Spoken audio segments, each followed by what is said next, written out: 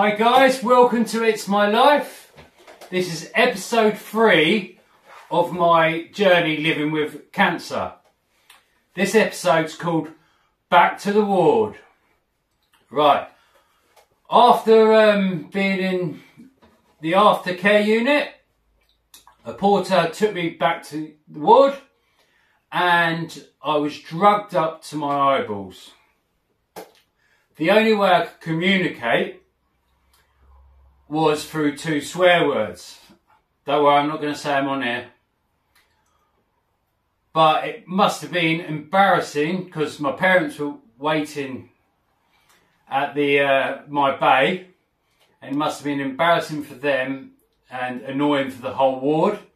Me just, if someone asked me a question, and I would just answer with 2 swear words. So I could process everything they were saying in my head, but I couldn't verbally communicate it. That soon changed later that day to blowing raspberries for answers. So if you don't know what a raspberry is, this is one.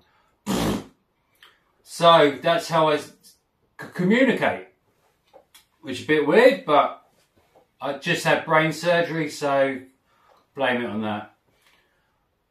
And so I communicated by one raspberry would be for yes, then another for no. But that's how I communicated, and looking back, I never thought about nodding my head like that to answer, to communicate.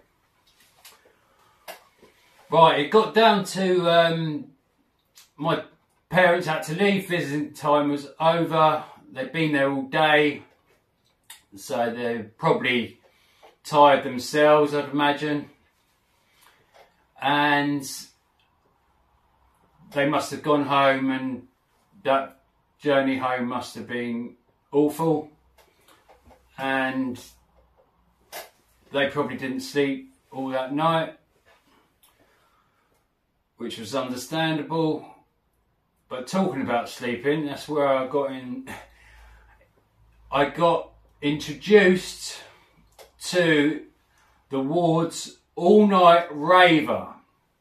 Basically, he'd sleep all day, or rest all day, and then be awake all night, like a party goer. He was an old boy. I think he had Alzheimer's or dementia or something like that. Probably a intelligent man. But so he acts like a kid. So if his wife or the nurses and staff tell him do something, like take a tablet or eat the food, he wouldn't. And then as soon as they disappeared, he'd take it and eat it. So it was, like I said, like a kid just misbehaving, doing the opposite. We've all been there. But, so, like I said, he was up all night. Wasn't the end of the world, because every few hours you'd get the obs from the nurses would come round, do your observations and give you, I got painkillers and other tablets, because post-op obviously, and so it wasn't all bad. It was quite funny, to be honest. But yeah, so managed to get a little bit of sleep. Then my parents came back to visit and they brought my sister. I'm normally the family joker, takes the mickey,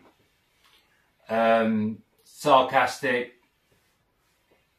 might muck about and do pranks on them.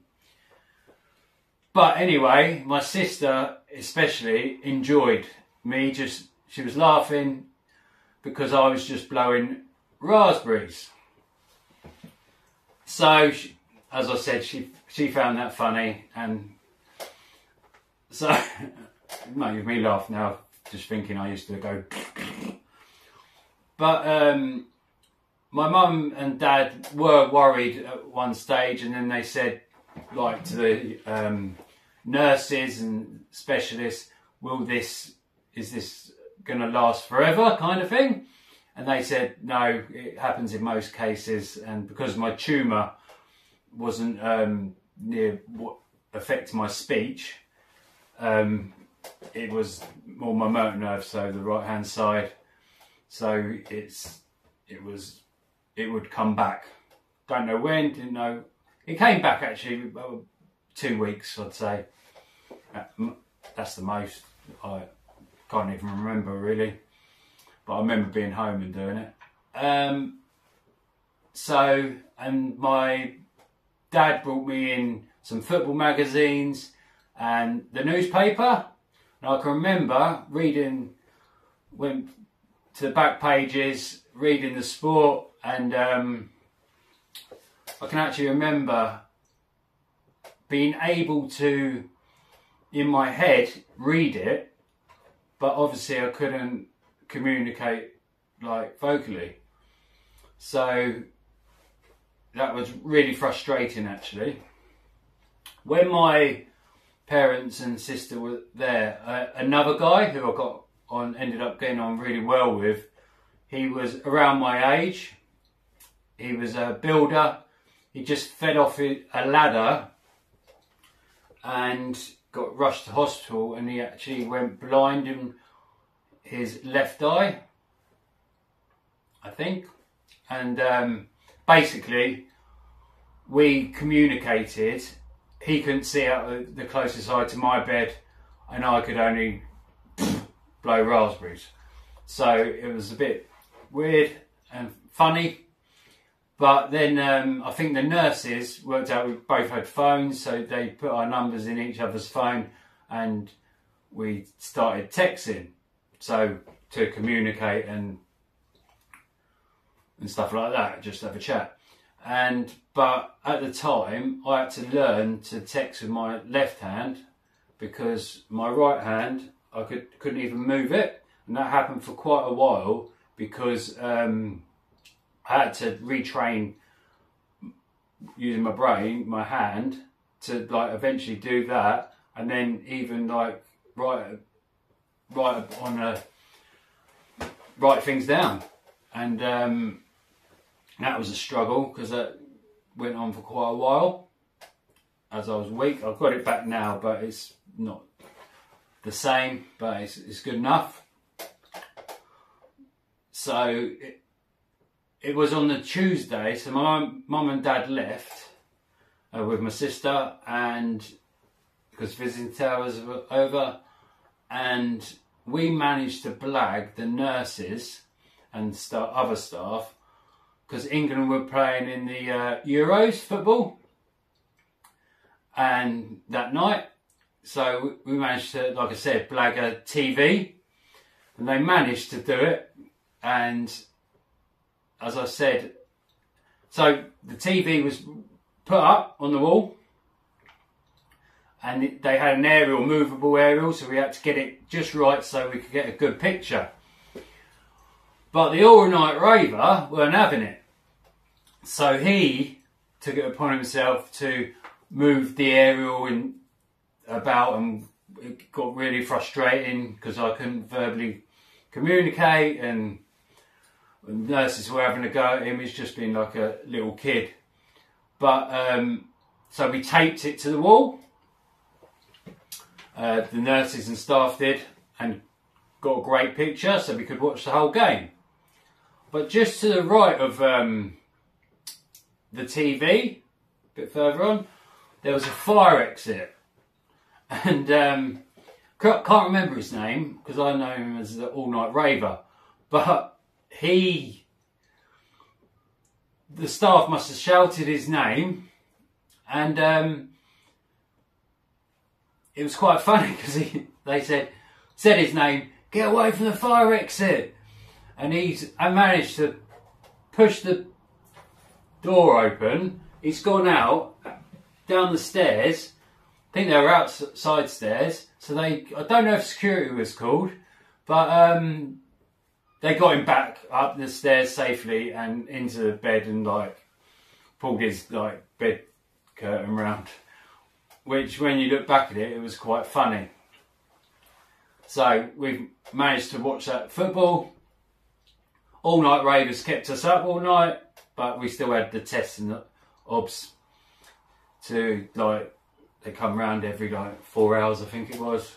So if you get a bit of sleep in between that would be good, but it was hard with the All Night Raver. So the next day was the Wednesday. So I had my operation on the Monday. By the Wednesday, I was, I think it was about the afternoon, and my parents came in and I had to do some tests, did them okay. And my final test to be able to go home was walking down unaided with down the flight of stairs in the hospital. You could hold on to the barrier with my left hand, and did that, walked up and down a flight of stairs. Then they said, as you've got someone at home that can look after you, you've passed the tests to be able to go home. So, and I was quite amazed at that, because not that long before, a few years before, I had knee surgery through playing football, and I had to stay in there for 7 to 10 days. And I was thinking, I'm coming out on the 3rd day, and I've just had brain surgery. And like, I just remember my knee took me 7 to 10 days till I could go out. But I found that really remarkable. But apparently the brain heals really well, and so I don't know all the science behind it, but I was just like shocked. So I got to go home, and then, but doing all them tests, you can't go home if you don't pass them, or if there's no one at home, you've got no family or friends nearby to look after you or be there.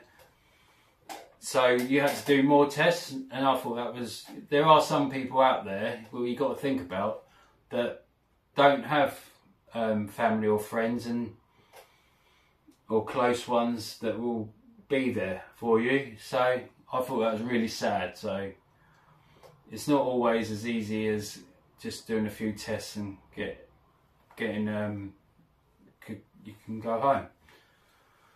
But so I found that quite, looking back, I feel sorry for them people. But I'd like to say the nurses and staff, and it's probably the same around every ward in the country, were really, really good. And I'd just like to say thank you to them for my time and looking after me, and also obviously my surgeon and his team for basically saving my life. That's why I'm here now.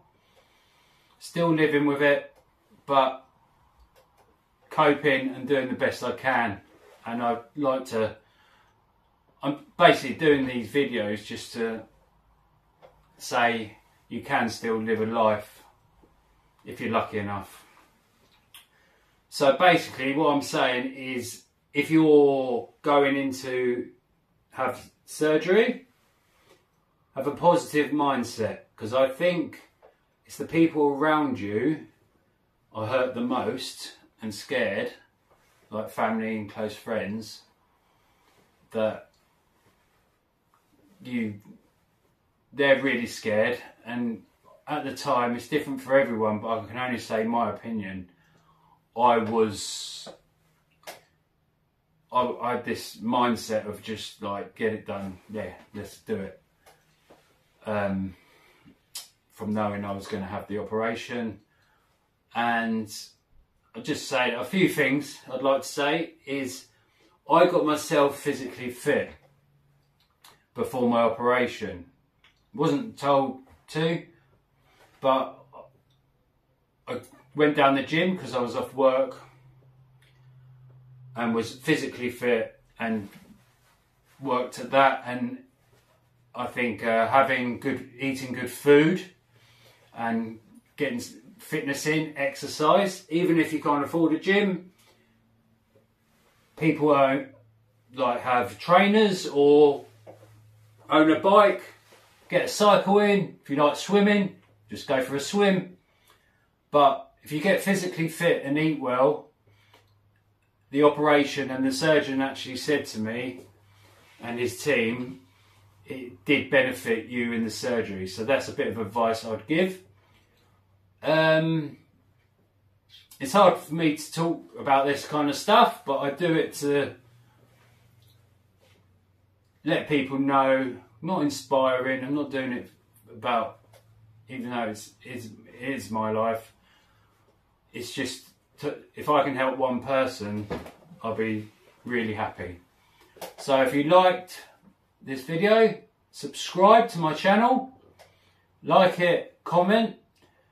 If I can get some comments coming in, I can produce other videos and I'll comment back as well, and maybe we can get a little community going.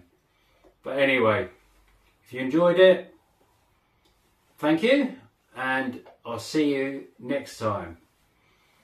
See you later, guys.